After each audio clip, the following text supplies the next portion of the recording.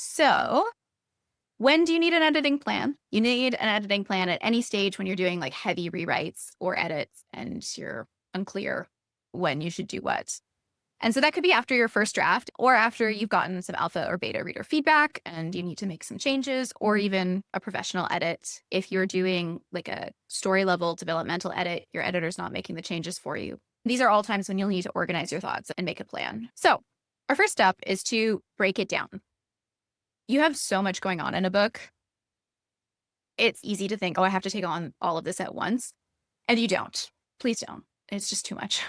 Here are some things that you might have to think about when you're editing a book: consistency, subplots, character arcs, relationship arcs, grammar, word choice, tone, flow, mysteries, secrets, clues, pacing, punctuation, and plot.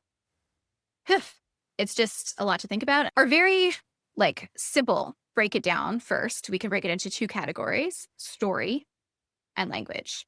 And so the reason we're going to break it down like this is because once you have your story locked in, you can really focus on language. If you're moving around commas and you're doing a lot of language work and then you realize, oh no, I have to cut that scene, like that is a heartbreaking thing to think about. We really want a story that every piece of the story serves the broader story. So we can break it into our plots, subplots, character arcs, mysteries, and language. So tone, flow, grammar. We're going to further break it down though, because that's even a lot to think about at once. So the level down method is the one that I really love. It is an inverse pyramid, which you start very broad and you get specific.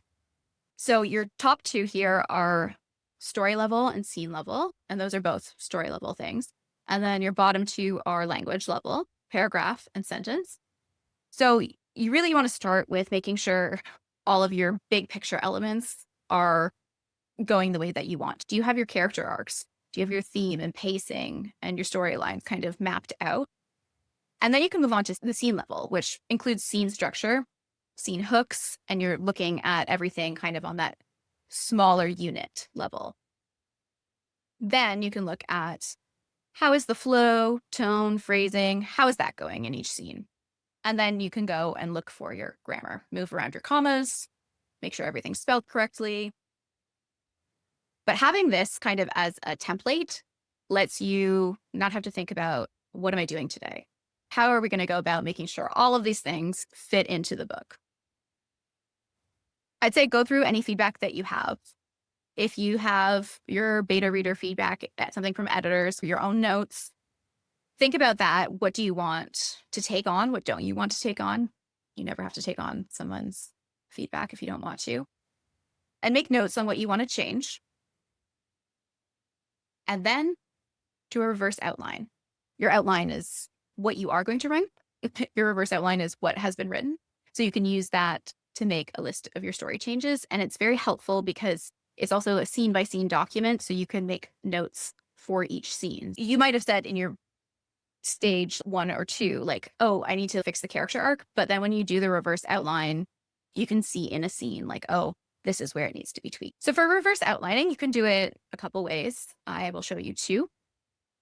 It is an outline that documents your book as it is and includes your notes for the next draft. So you should include your scene and chapter numbers so that you know which scene is which.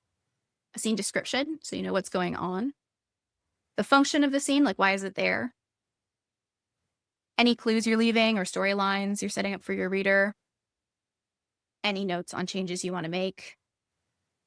So this one is a spreadsheet, and I have my scene number, my scene description, clues, setup, my functions, and my notes. My scene description says, Tim is trying to study for a test when his cousins call to hang out and chirp him. They ask how things are going in the NHL and challenge him to go out with the team socially. And he hates that idea, but promises to go. He gets a notification from Grindr and the scene ends. So that is doing a lot of things for me. That's backstory, character development, relationship building with his cousins too. But my notes, which are probably the most important thing here, is that it's a solid scene and it introduces Tim's life. But I want to add character descriptions for the cousins, and I need a better chapter hook. So yay, I don't need to rewrite the whole thing, but I do need to add a couple of things. And I just can know that and know that's what I'm doing when I get to that scene. You can also do it as like a Word document. Here, it's a little bit more rough. This is scene 20. My scene description is not as good. And then the blue is the like scene function. Why is it there? It moves them along, shows their journey. And then the pink is my notes to myself. Light rewrite, more needs to happen so that Tim's anger is justified. It can really help when you're looking at the story as a whole. You can also put the beat if you're doing like a Save the Cat or like a story structure, you can put the beat there too. And if you zoom out, that can be helpful. You can see how many scenes you have